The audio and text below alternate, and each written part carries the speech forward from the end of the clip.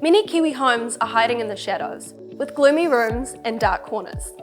Today, we're talking with Tony and Merian about their experience of having a Solatube skylight installed in their home. Before we had the Solatube, it was really quite dark and we had to turn the lights on to be able to really do anything, I think. We had tried to make the room a little bit lighter by putting a big mirror on the wall, but really it didn't make a huge difference, did it? Mirrors help with reflection of light, but it didn't bring light in.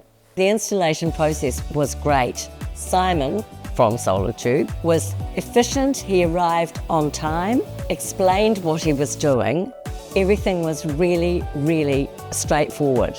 I would definitely have no problem recommending Solatube. I was going to say that Merian's been so impressed with it, she's already recommending it for other people.